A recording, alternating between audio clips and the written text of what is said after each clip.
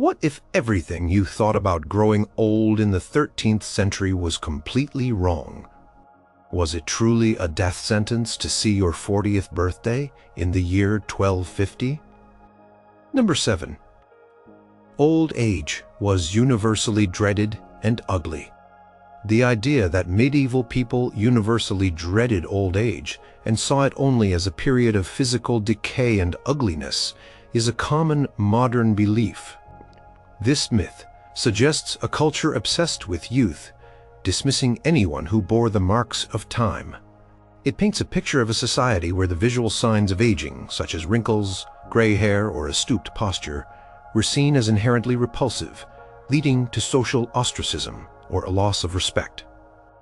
This perspective often comes from a superficial reading of some medieval texts that lament the physical ailments of old age, overlooking the broader cultural context and the many ways in which old age was also celebrated and revered. It is easy to project contemporary beauty standards and fears of aging onto a past society, assuming a universal human reaction to the aging process. However, historical records and cultural artifacts from the medieval period reveal a much more complex and often contrasting view of old age. Rather than being universally dreaded, old age was frequently associated with wisdom, experience, and authority, especially for men. The visual representations of older individuals in art, sculpture, and illuminated manuscripts frequently depict them with gravitas and dignity. Take, for instance, the portrayal of biblical patriarchs or saints. Figures like Abraham, Moses, or Saint Peter are almost consistently depicted with long beards and white hair, signifying their ancient wisdom and their close connection to divine authority. These are not images of figures to be scorned or hidden away. They are figures of immense power and spiritual significance, whose age enhances their aura. The wisdom of an elder, often gained through a lifetime of observation and participation in the community, was a valuable commodity. Medieval societies, largely oral and based on cumulative knowledge, often relied on the memories and experiences of their oldest members to maintain traditions, resolve disputes, and transmit essential skills. The concept of beauty itself in the Middle Ages was not solely tied to youthful vigor or unblemished skin, in the way modern society might define it. While youth had its appeal, as it does in any era, there was also an appreciation for a different kind of beauty in maturity. This beauty was often linked to moral character, piety, and the accumulation of virtue over a lifetime. A person who had lived a long and virtuous life, who had raised a family, contributed to their community, and demonstrated piety, was seen as beautiful in a spiritual and communal sense, regardless of their physical appearance. The spiritual beauty of an old soul was often considered superior to fleeting physical attractiveness. An example of this can be found in the lives of many female saints who, though they might have lived to advanced ages, were revered not for their preserved youthful looks, but for their unwavering faith and their deeds. Furthermore, medieval literature, while sometimes acknowledging the physical challenges of aging, also contained praise for the wisdom and foresight of elders. Works like Chaucer's Canterbury Tales present a diverse cast of characters, some old, some young, and the older characters are not universally mocked or dismissed. The parson, for example, is an old man, but he is presented as a figure of moral rectitude and spiritual guidance. His age lends weight to his sermons and counsel. Similarly, in courtly romances, old hermits or wise counselors often provide crucial advice to young knights or rulers, their age indicating their superior understanding of the world. The respect given to these figures in the narratives suggests a societal value placed on the insights that only long experience could provide. The practical realities of medieval life also meant that the experience of older individuals was indispensable. In agrarian societies, knowledge of farming cycles, weather patterns, and land management, passed down through generations, was crucial for survival. The oldest members of a family or village often held this deep institutional memory. They remembered lean years, successful harvests, and the most effective ways to manage resources. This practical knowledge was not something that could be learned from books alone. It was embedded in lived experience. A farmer who had seen 50 harvests knew more about the land than a young man just starting out. This made the elderly not just respected, but vital contributors to the economic well-being of their communities. Their wisdom was a form of wealth. Moreover, the concept of good death was significant in the medieval period, often associated with a life well lived and the opportunity for repentance. A person who reached old age had, by definition, avoided the dangers and diseases that claimed so many in their youth. They had survived. This survival itself could be seen as a sign of divine favor or inherent strength. A long life provided more opportunities for spiritual growth, for earning salvation, and for preparing one's soul. In this context, reaching old age was not just about physical survival, but also about spiritual triumph. The image of a pious, elderly person patiently awaiting their end was not one of dread, but often one of serene spiritual preparedness. Consider the role of older women, often depicted as grandmothers or matriarchs. While they might have been past childbearing, their value shifted to the domestic sphere, often overseeing households, educating younger children, and imparting domestic skills. They were repositories of knowledge about herbal remedies, cooking, spinning, and weaving. Their experienced hands and minds were crucial for the smooth running of a large household or family unit. The respect they commanded in this role was significant. For instance, the household accounts of noble families sometimes record specific provisions made for elderly female relatives, recognizing their continued importance within the family structure. This indicates that their presence was valued, not dreaded. So, while medieval life was undeniably harsh, and the physical decline associated with aging was acknowledged, the idea that old age was universally dreaded and considered ugly in the medieval period is a clear oversimplification. The evidence points to a much more nuanced view where wisdom, experience, piety, and practical knowledge often imbued older individuals with significant respect and a distinct form of beauty rooted in character and contribution. Number 6. Elderly had no agency or power. A pervasive misconception about medieval elderly people is that they were entirely devoid of agency or power within their communities and families. This myth suggests that once a person reached an advanced age, they were relegated to a powerless existence, stripped of their former influence and decision-making capabilities. It often assumes that medieval society, with its focus on physical labor and military prowess, had no place for those past their prime, rendering them helpless and dependent on the younger generation's whims. This viewpoint fails to account for the complex social structures, legal traditions, and cultural values that often granted considerable authority and rights to older individuals, particularly men, but also, in specific contexts, women. In reality, many elderly individuals in the Middle Ages retained significant control over their lives, their property, and even the destiny of their families. Property rights were a cornerstone of medieval society, and older men, especially landowners, held considerable power by virtue of their continued ownership. A father, for example, might retain control over his land until his death, even if his sons were grown and married. This meant that the sons remained dependent on their father for their inheritance and their future economic security.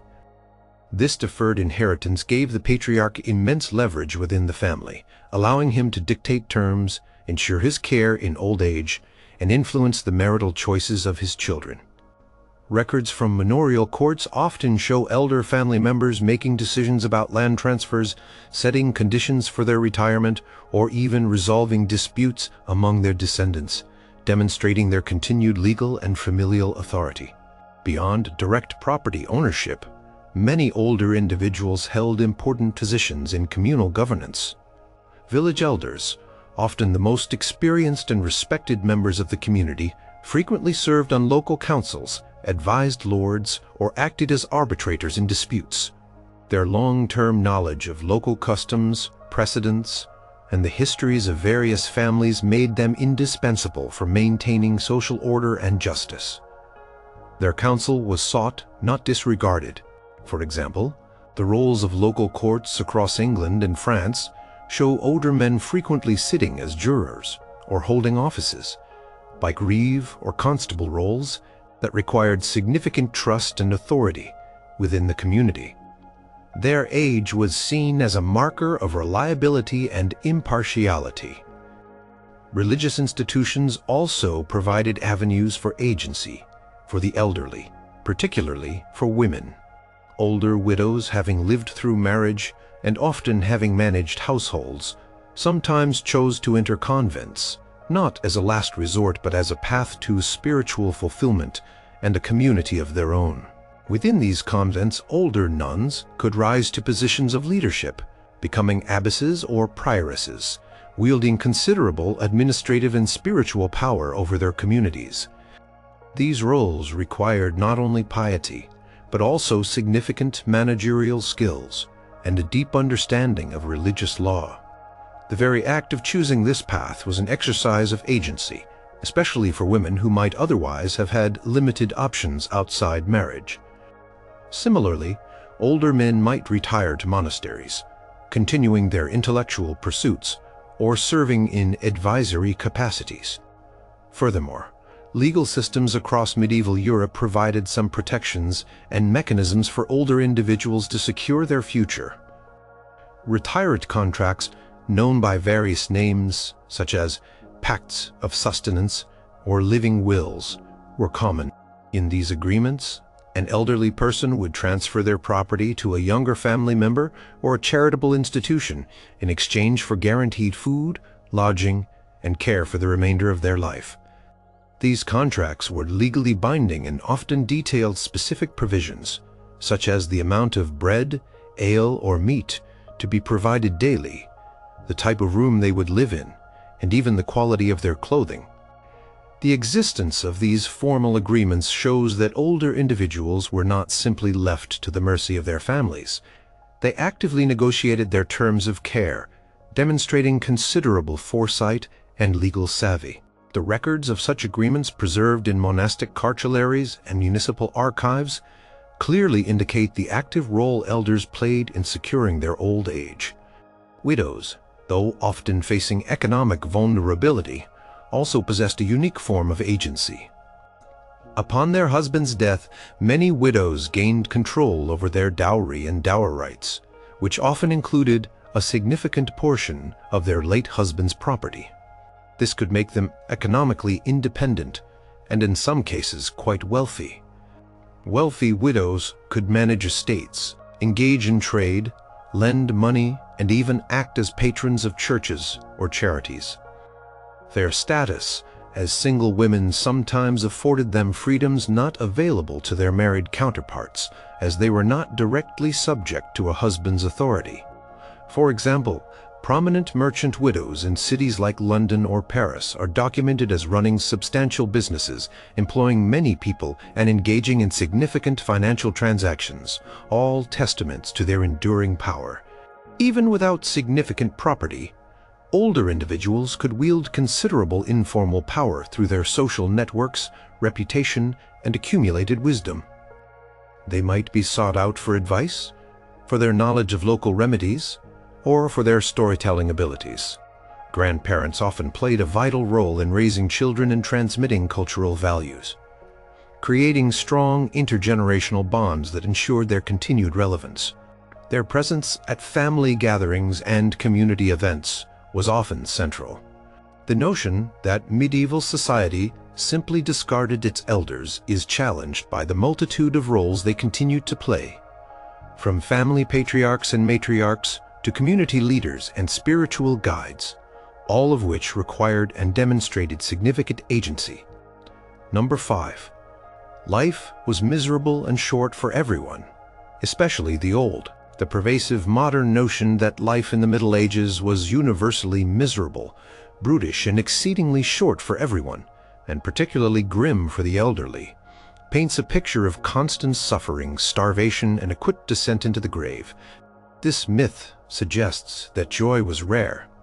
Daily existence was a struggle against disease and poverty, and that reaching old age simply prolonged an already unbearable existence, adding the burden of physical infirmity to the overall wretchedness.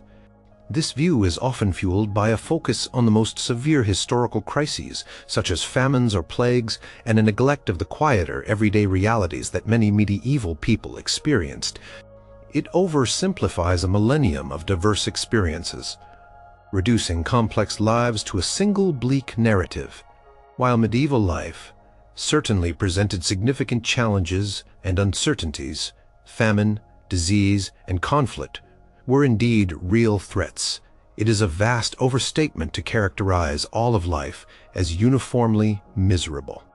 For the elderly, who had survived the numerous perils of childhood and adulthood, reaching old age was in itself a significant achievement, often implying a degree of resilience, adaptability, and perhaps even good fortune. Their continued existence was not necessarily a prolonged agony, but could be a period of relative stability, respect, and continued participation in community life. Many individuals, especially those with some economic security or strong family ties, found comfort, purpose, and even contentment in their later years. Consider the rhythm of medieval life, particularly in rural communities, which constituted the vast majority of the population. While demanding, this rhythm was also marked by regular feast days, religious holidays, and communal celebrations.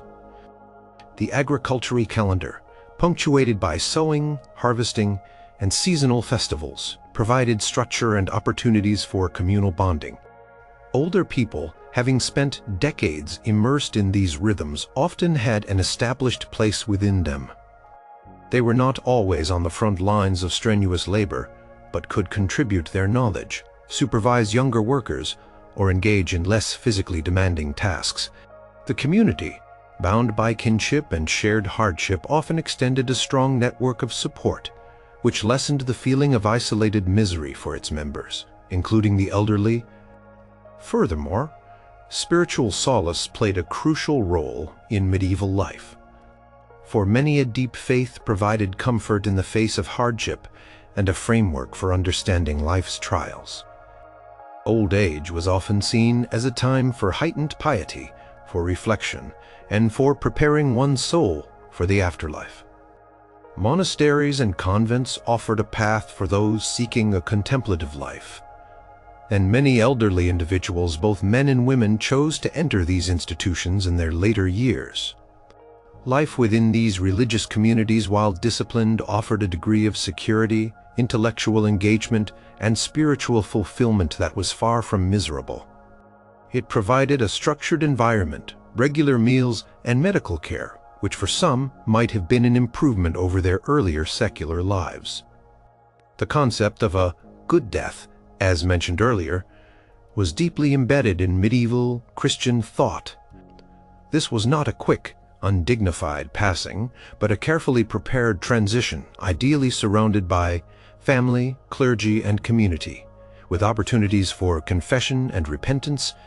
Reaching old age provided the time and opportunity for this preparation, ensuring one's spiritual readiness. This focus on a peaceful and pious end suggests that the final years of life, far from being purely miserable, could be a period of spiritual importance and meaningful conclusion to a life's journey. Death itself, when it came in old age, was seen as a natural part of the human condition, not a sudden catastrophe. Economic realities also varied significantly. While many medieval people lived close to subsistence, some accumulated wealth, whether through land, trade, or craft. Those who had achieved a measure of economic security often had better access to food, shelter, and even some forms of comfort in their old age. Landowners, prosperous merchants, or skilled artisans might have had the means to ensure their continued well-being, employ servants, or make provisions for their care. Their lives, while not opulent by modern standards, were certainly not universally miserable. Their accumulated resources provided a buffer against the harshest aspects of medieval existence. In the realm of personal relationships, older individuals often remained central figures in their families. Grandparents frequently played a significant role in childcare, transmitting stories, traditions, and practical skills to younger generations. The presence of elders in the household provided continuity and a sense of shared history. The warmth of familial bonds, the support of kin networks, and the companionship of friends were important sources of happiness and resilience, countering the idea of an isolated and miserable existence. Letters and personal accounts, though rare, sometimes convey sentiments of love, care, and mutual reliance within families, extending to their oldest members. So while the medieval period was undoubtedly challenging and dangerous in many ways, the blanket assertion that life was universally miserable and short for everyone, particularly the elderly, is an oversimplification. Many older people experienced lives that, while perhaps physically demanding, were also rich with community, spiritual meaning, family connections, and a sense of purpose. Their survival to old age often indicated a life that had overcome many hurdles, culminating in a period that could be marked by respect, security, and a continued connection to their world. Number 4. Elderly were poor and destitute. The myth that medieval elderly people were universally poor and destitute, left to fend for themselves with no means of support, is a persistent misconception. This belief often stems from a modern understanding of retirement systems and social welfare programs which were, of course, non-existent in the medieval period in their current form. It suggests that once individuals could no longer perform strenuous labor, they immediately became a burden on society, relegated to begging or dying in poverty. This narrative overlooks the complex web of informal and formal support systems that existed, including family obligations, charitable institutions, and legal arrangements, which often provided a safety net for older individuals, sometimes even guaranteeing them a comfortable old age. While poverty was a constant threat for many people across all age groups in the Middle Ages, old age itself was not an automatic sentence to destitution. Family was the primary safety net, and obligations to care for aging parents were deeply ingrained in medieval social norms and religious teachings. The fourth commandment, "Honor your father and your mother," was taken seriously, implying a reciprocal duty of care in old age. Children were generally expected to support their elderly parents, both materially and by providing a home. This was not merely a moral obligation, but often an economic necessity, as the elder parent might retain control over land or property, making their offspring dependent on their continued goodwill. For example, land transfer agreements sometimes stipulated that the younger generation must provide specific amounts of food, fuel, and lodging for the elder generation, demonstrating a clear expectation of care. Beyond family, a robust system of charitable institutions provided support for the poor and sick, including the elderly. Hospitals, almshouses, and hospices, often founded by wealthy patrons, religious orders, or guilds, served as vital centers for the care of those in need. These institutions were not simply places for the dying. They often provided long-term care for the elderly poor, offering shelter, food, and basic medical attention. Records from institutions like the Hospital of St. Cross in Winchester, England, or the Hôtel Dieu in Paris show that a significant portion of their residents were elderly individuals who had no other means of support. These were places designed to offer dignified care, not merely a place to die. The very existence of such institutions challenges the idea of universal destitution for the elderly. Guilds, Powerful associations of craftsmen and merchants also played a crucial role in providing welfare for their aging members. Many guilds operated elaborate mutual aid systems. Members paid dues throughout their working lives, and in return, they could expect support in times of illness, disability, or old age. This support might include financial stipends, assistance with housing, or even funeral expenses. For example, the records of the London Mercers Company reveal provisions for elderly members who could no longer work, ensuring they did not fall into abject poverty. This system functioned as a form of social insurance, providing a degree of security for skilled workers in their later years. Furthermore, some elderly individuals were able to provide for their own old age through accumulated wealth or property. Landowners, even small ones, could lease out portions of their land or sell off assets to secure income for their retirement. Wealthy merchants or members of the nobility might have accumulated sufficient resources to live comfortably without working, often with servants to attend to their needs. Their financial independence allowed them to maintain a high quality of life. The concept of annuitants, individuals who invested a lump sum in exchange for a regular income for life, also existed, particularly for the wealthy. This allowed some to ensure a steady income stream in their old age, further demonstrating that poverty was not an inescapable fate. For older women, particularly widows, while vulnerability was a risk, they also possessed specific legal rights that could prevent destitution.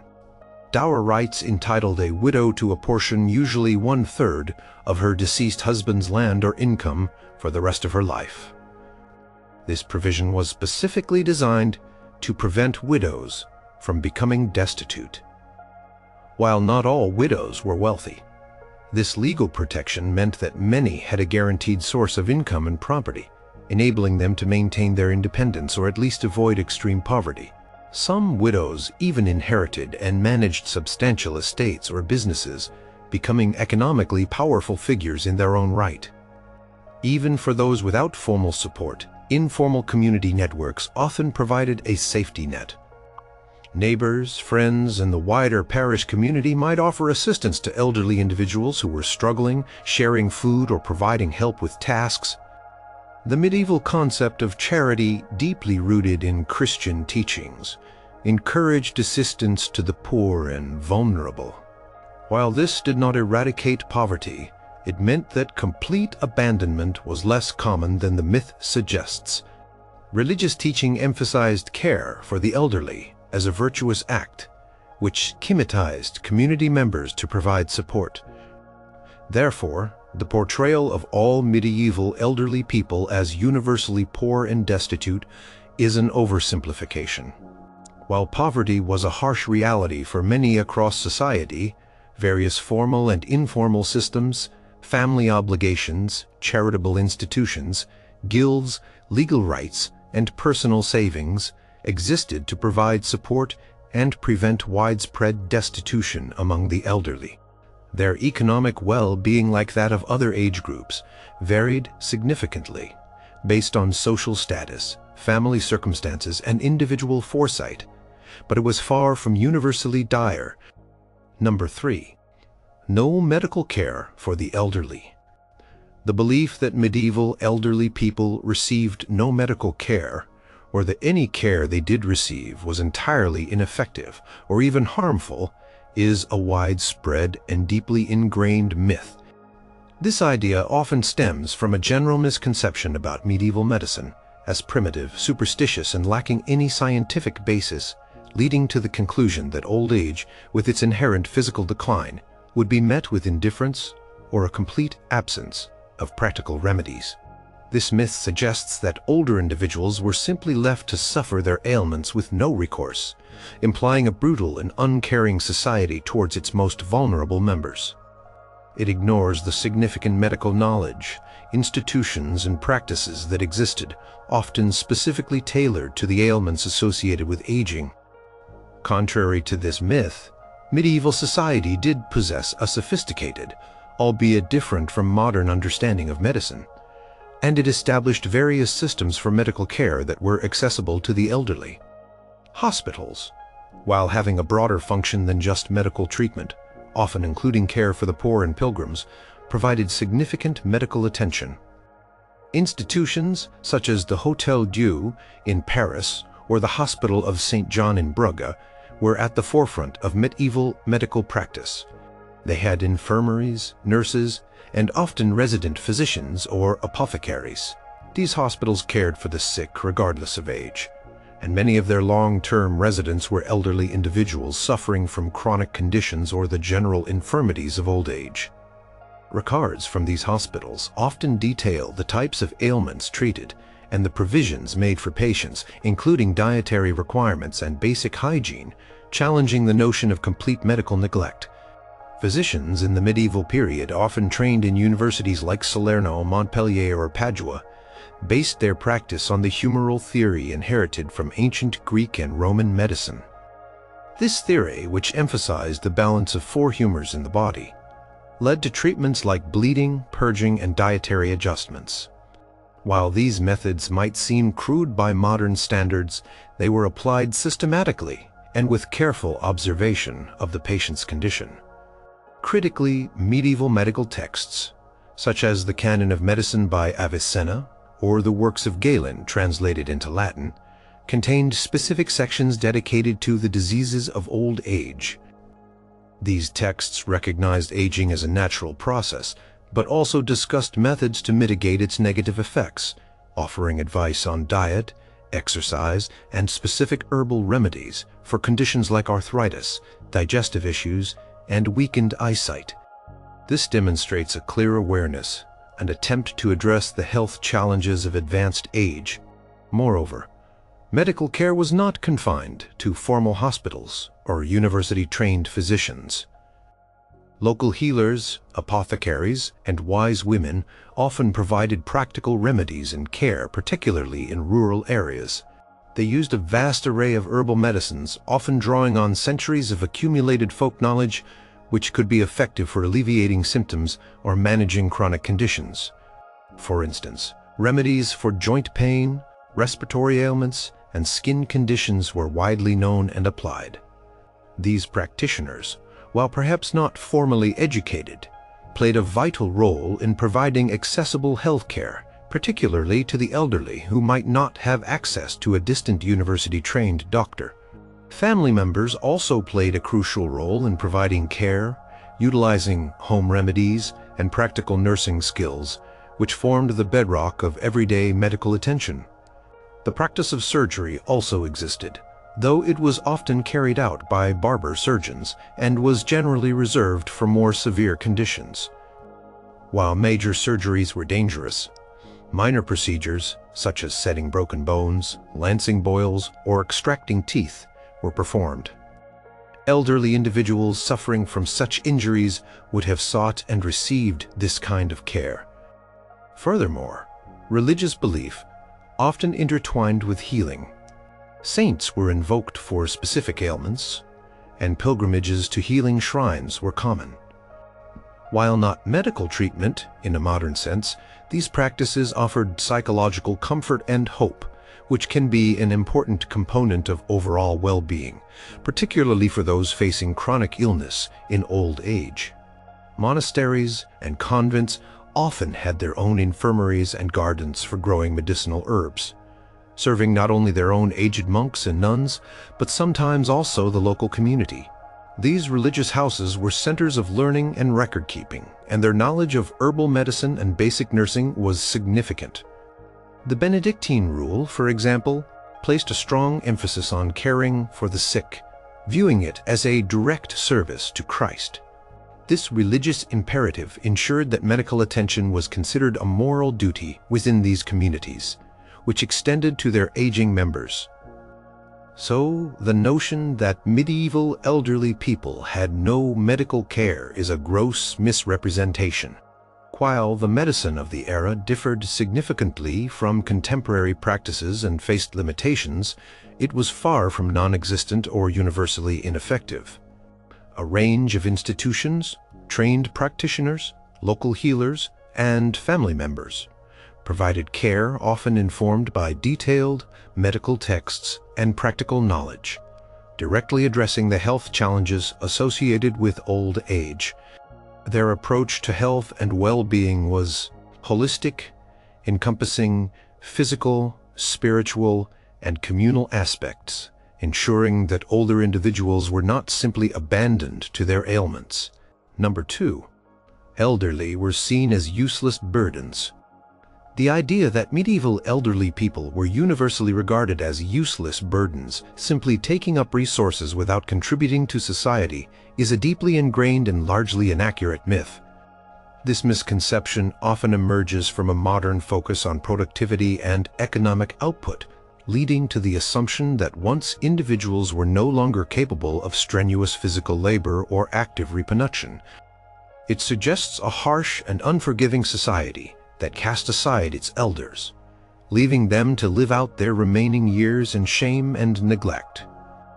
This narrow view ignores the multitude of ways in which older individuals continue to contribute, not just economically, but also socially, culturally, and spiritually, often holding positions of significant respect and influence. In reality, medieval society recognized and valued the multifaceted contributions of its older members. While their physical capabilities might have declined, their intellectual, experiential, and spiritual contributions often increased in significance. The most profound way elders remained valuable was as repositories of knowledge and wisdom. In a largely oral culture, where literacy was not widespread, the memories and experiences of older individuals were crucial for preserving communal history, traditions, and practical skills. They remembered past harvests, legal precedents, genealogies, and the proper ways to perform rituals or crafts. This living library of knowledge was indispensable for the functioning and stability of the community. Village elders, for example, were often consulted on matters of local law, customs, and disputes precisely because of their long-standing memory and understanding of local circumstances. Beyond this vast store of knowledge, older individuals, particularly women, often took on vital roles in the household economy that did not require heavy labor. Grandmothers often managed the household, overseeing food preparation, textile production, like spinning and weaving, and the care of younger children. They passed on crucial domestic skills to daughters and granddaughters, ensuring the continuity of essential household industries. While younger, stronger family members might work in the fields, the elderly often performed tasks that kept the household running smoothly, such as tending to small animals, preparing food for storage, or mending clothes. Their contributions, though perhaps less visible in some historical records, were foundational to daily life. Economically, older individuals continued to contribute even if they were no longer farming fields or working in workshops directly. Landowners, as mentioned earlier, could retain control over their property, deriving income from rents or overseeing their estates. Wealthy elders often acted as patrons, supporting churches, hospitals, or artisans, thereby stimulating the local economy and contributing to the community's cultural landscape. Even those of more modest means might contribute their accumulated savings or provide loans to younger family members, effectively acting as informal bankers. Their economic wisdom and financial stability could be a source of strength for their wider family networks. Furthermore, older individuals often held significant social and religious authority. They were seen as closer to God due to their accumulated piety and proximity to death. This perception often translated into spiritual leadership roles. Elderly women might be revered as pious figures or even as local healers, their age adding to their perceived sanctity and wisdom. Older men frequently served as church wardens, members of confraternities, or as religious advisors, roles that commanded respect and influence within the spiritual life of the community. Their experience was seen as a pathway to deeper understanding of spiritual matters, making them guides for younger generations. In noble and royal courts, older advisors and counselors were highly valued. Their long experience in politics, warfare, and diplomacy made them indispensable to rulers. A king would often surround himself with seasoned veterans and wise older statesmen, recognizing that their insights drawn from a lifetime of observation and participation in complex affairs were invaluable for governance and decision-making. Their wisdom was seen as a strategic asset, far from a useless burden. The stability and success of a kingdom could depend on the counsel of its oldest and most experienced advisors. The idea of retirement, while different from modern concepts, also existed. Elders might enter into retirement contracts, where they ceded their property to younger family members in exchange for guaranteed sustenance and care. This arrangement allowed younger generations to take over the active management of resources, while ensuring the dignity and well-being of the elders. This was a structured way for elders to transition from active labor while still contributing to the stability of the family and receiving their due. Such arrangements highlight a recognition of their past contributions and a commitment to their future well-being, rather than simply seeing them as expendable. So the notion of medieval elderly people as useless burdens is a stark mischaracterization. Far from being cast aside, they were often integral to the fabric of society, contributing their wisdom, experience, domestic labor, economic resources, and spiritual guidance. Their value was recognized in various forms, making them respected and often powerful figures within their families and communities, rather than disposable individuals. Number 1. People barely lived past 30. The most enduring and pervasive myth about medieval life is the claim that people barely lived past 30. This statement conjures an image of a world where adulthood was fleeting, where everyone was old by their mid-20s, and where seeing your 40th birthday was an extreme rarity.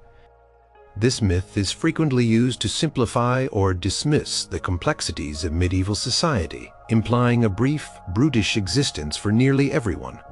It leads to the incorrect conclusion that medieval society had no elderly people in any significant number, making discussions about their status or care irrelevant. This myth often comes from a misunderstanding of demographic data, particularly the impact of high infant and child mortality rates on overall life expectancy averages. The truth is, while average life expectancy at birth in the medieval period was indeed low, often hovering around 25 to 35 years, this figure is highly misleading when discussing the longevity of individuals who survived past childhood. The low average is overwhelmingly skewed by the tragically high rates of infant and child mortality. A significant portion of medieval children did not survive to see their first birthday, and many more succumbed to childhood diseases before reaching puberty or early adulthood. These numerous early deaths drag down the overall average life expectancy considerably. If a person survived these perilous early years, their chances of living a much longer life increased dramatically. For individuals who made it past the age of 20 or 25, their life expectancy was considerably higher. A person who reached adulthood had already proven their resilience against the most lethal threats of the medieval world: infant diseases, childhood infections, and the initial vulnerabilities of early adulthood. Records from various sources, such as monastic chronicles and even manorial court rolls, provide ample evidence of individuals living into their 50s, 60s, 70s, and beyond. For example, prominent figures like King Edward I of England lived to 68, Eleanor of Aquitaine lived to 82, and Saint Elizabeth of Hungary's grandmother, Gertrude of Merania, lived to 65. These were not isolated anomalies. They were examples of what was certainly possible for those who navigated the early dangers of life. Even among the common population, evidence of significant longevity exists. Archaeological studies of medieval cemeteries often reveal a considerable number of skeletons belonging to individuals over 40, and even some over 60. While precise age determination from skeletal remains can be challenging, these studies consistently show that a notable portion of the population reached what we would consider middle and old age. For instance, analyses of skeletal remains from medieval urban cemeteries, such as those in Norwich, England, indicate that many individuals lived well past 30, with a discernible percentage reaching advanced ages. These findings directly contradict the idea that everyone died young. Furthermore, medieval legal documents frequently refer to individuals as old or aged, indicating that old age was a recognized and common stage of life. Wills, charters, and court records often mention elderly parents, grandparents, and guardians, sometimes specifying their advanced years. The very existence of legal provisions for the elderly, such as retirement contracts or provisions for widows, assumes that a significant number of people would reach an age where such arrangements were necessary. If no one lived past 30, these societal structures and legal precedents would have been largely irrelevant. The concept of a 80 lifespan, 80 years, drawn from biblical texts, while perhaps aspirational, was certainly understood as a possibility. Religious texts and sermons often spoke of a full lifespan, and old age was considered a natural progression, not an unusual exception. The medieval period also had defined stages of life, and old age was clearly one of them, typically beginning around 50 or 60, not 30. Medieval medical texts, as mentioned earlier, discussed the ailments and characteristics of aging which would have been pointless if no one lived long enough to experience them. The misconception about short lifespans likely stems from a focus on the brutal impact of epidemics like the Black Death, which indeed drastically reduced populations across all age groups, or from famine years. However, these were catastrophic events, not the steady state of life for the entire medieval millennium. In times of relative peace and good harvest, individuals certainly had a much higher probability of living longer. To conflate specific periods of crisis with the entire medieval experience is a misrepresentation. So, while medieval life was undeniably perilous for infants and children, and overall life expectancy figures were low due to early deaths, the myth that people barely lived past 30 is a profound simplification. Many individuals who survived childhood went on to live long, fulfilling lives, reaching what we would consider middle and old age. The existence of elderly people was a common reality in medieval society, influencing its social structures, legal systems, and cultural values in significant ways.